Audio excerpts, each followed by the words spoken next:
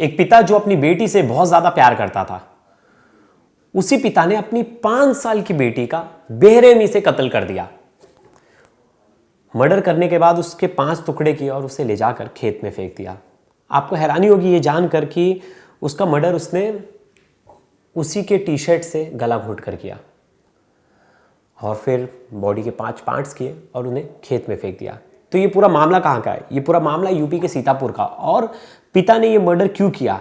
जिस बेटी से वो सबसे ज़्यादा प्यार करता था, जिस बेटी के जन्म के बाद उसने पूरे गांव में मिठाइयाँ बंटवाई थी, आखिर पिता इतना दरिंदा कैसे बन गया?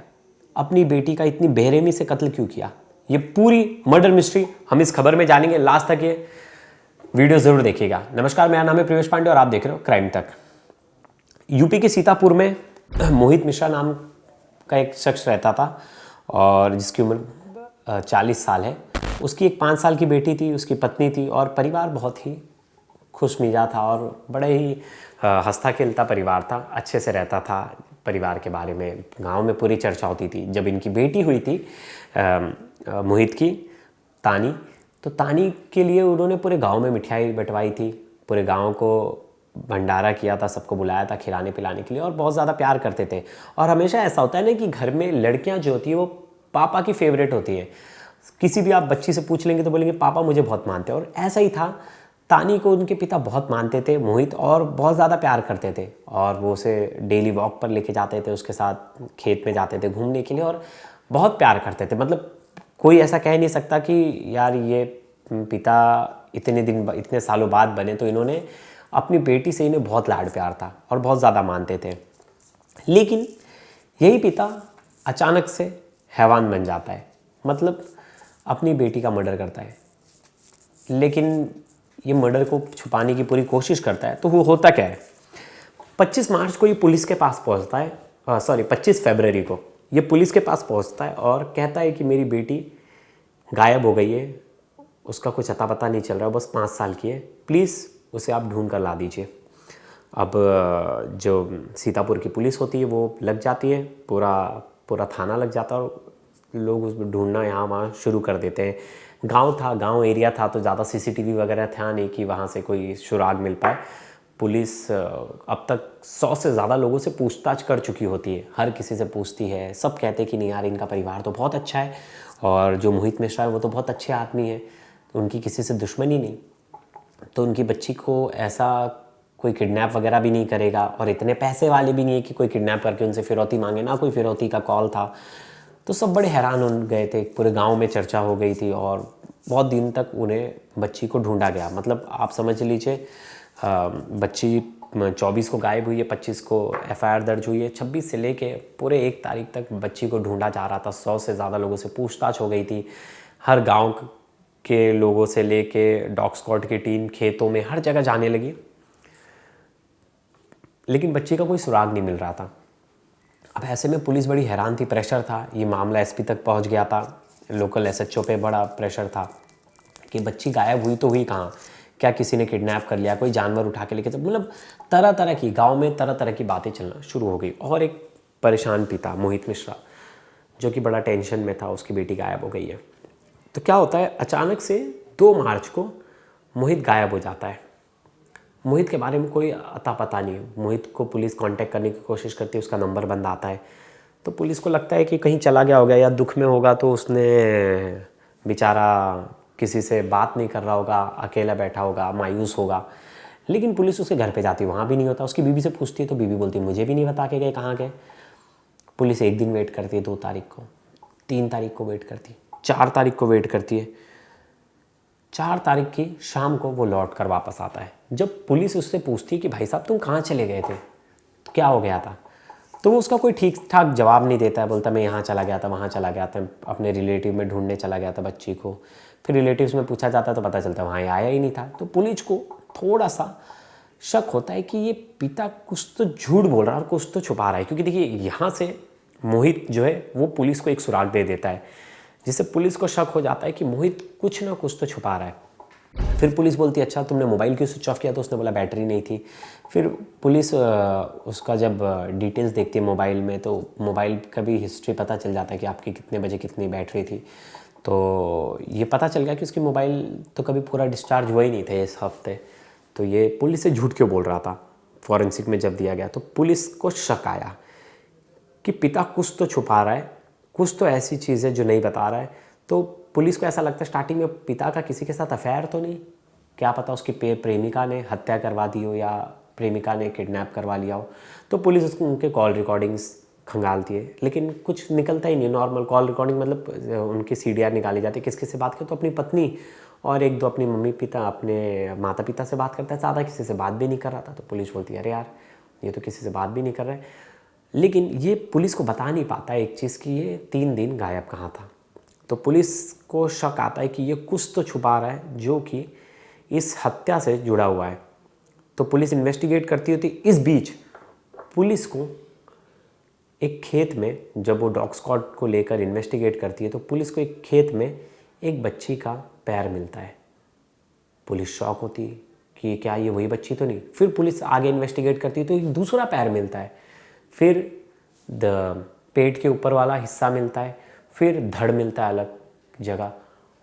पुलिस जब शिनाख्त कराती है तो पता चलता है यही वही बच्ची है तानी, जिसकी गुमशुदगी की रिपोर्ट 25 मार्च को और 25 फरवरी को लिखवाई गई थी और उसके पिता मोहित मिश्रा उसे ढूंढ रहे थे। अब जब मिलती है तो मोहित मिश्रा से जब पहचान करवाया जाता है तो मोहित मिश्रा बोलता है हाँ ये मेरी बच्ची है, और उसके चेहरे पे वो शिकन नहीं थी, वो मायूसी नहीं थी। पुलिस को पूरा शक होता है कि इसमें कहीं ना कहीं इसके पिता का ही हाथ है। पुलिस पहले जो आए होते वो एसएचओ को बताते थे, एसएचओ बोलते नहीं यार ये तो इतने सालों बाद बेटी हुई है तो कोई पिता अपनी बेटी को कैसे मार सकता है। तो बोलते नहीं सर इसको ठीक से पूछताछ करते बताएगा। फिर पुलिस इससे 10 घंटे पूछताछ करती है, जिसके बाद ये टूट जाता है और ये सच बताता है कि हाँ मैंने मेरी बेटी का कत्ल किया है।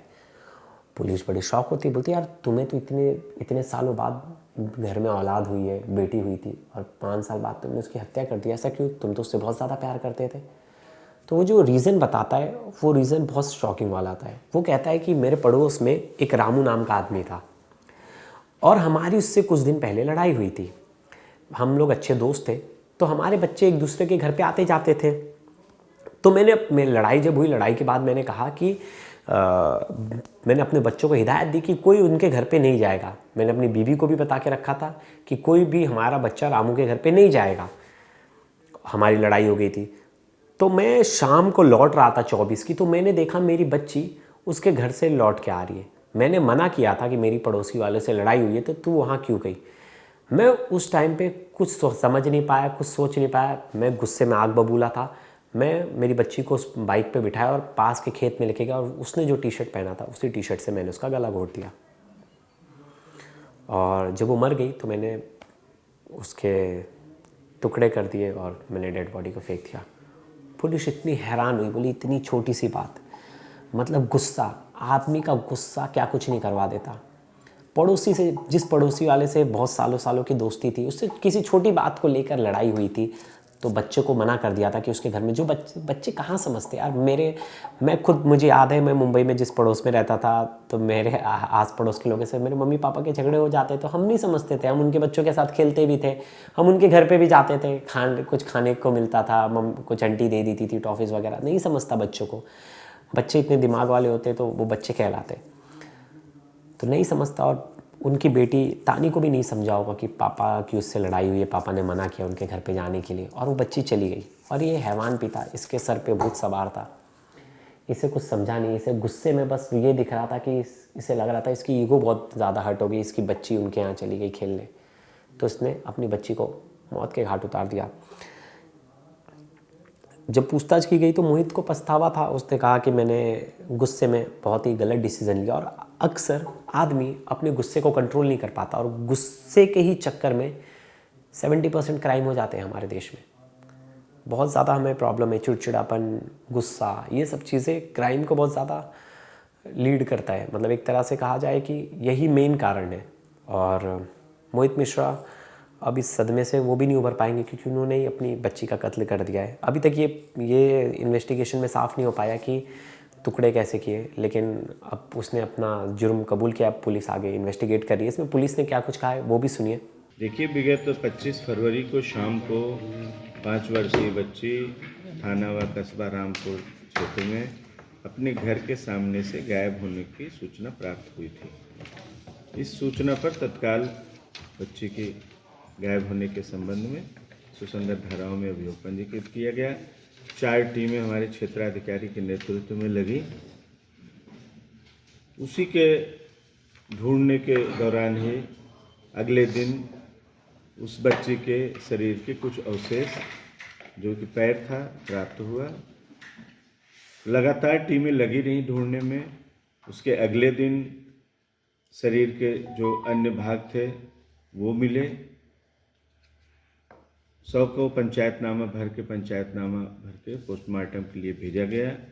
टीमें लगातार संदिग्ध लोगों से इनसे पूछताछ कर रही थी, क्योंकि यह निश्चित हो चुका था कि बच्चे की हत्या हो गई है, हत्या कर दी गई है। उन हत्यारों की तलाश के लिए लगातार संदिग्ध लोगों से बातचीत की जा रही थी, पूछताछ की जा रही थी। इसी दौरान मृतका का पिता अपने घर से अपनी पत्नी को मोबाइल देकर गायब हो गया। जब गायब हो गया तो घर के अन्य परिवार के सदस्यों से जिस दिन बच्चे गायब हुई उस दिन की गतिविधियों के बारे में जानकारी की गई। जब मृतका का पिता वापस घर लौट के आया, उससे सवाल जवाब किए गए, उसको पूछताछ उससे की गई। जब कड़ाई की गई तो उसने इसका खुलासा किया कि बच्चे की हत्या उसने ही की है और स्वयं ही ले जाके शव को वहाँ फेंका खेत में। कारण पूछने पर यह बताया कि जो मोहल्ले का ही रामू गुर्जी नामक व्यक्ति है, जिसके घर से इसके पारिवारिक संबंध थे, इसका लगातार आना जाना था, उससे विगत कुछ दिन पहले लड़ाई झगड़ा हो गया। दोनों परिवारों के बीच में जो झगड़ा हुआ उसके कारण आना जाना बंद हो गया। मृतका का पिता मोहित लगातार इस बच्ची से कहता रहता था कि उसके घर मत जाया करो, जबकि बच्ची उसी के घर पे जाके खेलती थी, वहीं रहती थी। घटना वाले दिन शाम को मोहित का कहना है कि मैं घर से निकला तो बच्ची रामू के घर से आती हुई मुझे दिखी। मुझे गुस्सा लगी और मैं उसको मोटरसाइकिल पे बैठाया, ले जाके मैंने उसी के कपड़े से गला कस के उसकी हत्या कारित कर दी और वहीं सरसों के खेत में फेंक दिया उस शव को। इस खुलासे में सर कितने लोगों से पूछताछ की गई और कितनी टीमें लगी थी सर? देखिए, खुलासे में जैसा कि मैंने बताया 4 टीमें हमारी लगी हुई थी और लगभग 100 से ज़्यादा लोगों से पूछताछ की गई होगी। और इसमें हमारी स्वाट सर्विलांस की टीम, थाना प्रभारी रामपुर मथुरा की टीम, थाना प्रभारी सदरपुर की टीम और सर्किल के अन्य थानों से भी मैंने एक उप निरीक्षक चारों थानों से लगाया था, 2 आरक्षी लगाया था। पूरी टीम ने मिल के एक ऐसा टीम भावना का परिचय दिया कि जिससे इसका सफल अनावरण हुआ और इस टीम के पुरस्कार के लिए भी संस्तुति की। तो ये थी यूपी के सीतापुर से एक मर्डर मिस्ट्री, जहाँ एक पिता ही अपनी बेटी का कातिल बन गया और बड़ी बेरहमी से उसकी हत्या कर दी और उसे मौत के घाट उतार दिया। तो आप गुस्से पे कंट्रोल कीजिए। हर किसी को अगर आपको गुस्सा आ रहा है तो प्लीज़ कंट्रोल कीजिए। गुस्सा करने से ही 90% चीज़ ख़राब होती है। और व्यूअर्स, आप क्या सोचते हो, ऐसा क्यों होता है? आदमी इतने गुस्से में ऐसे डिसीजन क्यों ले लेता है? उस टाइम पे उसे समझ क्यों नहीं आता? आप भी कमेंट्स करके बताइए कि आपके साथ कभी गुस्से में ऐसा हुआ है कि आपका गुस्सा बहुत हाई हो गया, आपने सोचा कुछ गलत कर दो लेकिन आपने अपने आप को कंट्रोल कर लिया? तो आप अपनी कहानी भी लिख के बताइए कमेंट में, उसको मैं अगली वीडियो में ज़रूर पढ़ूंगा। तब तक के लिए धन्यवाद दोस्तों।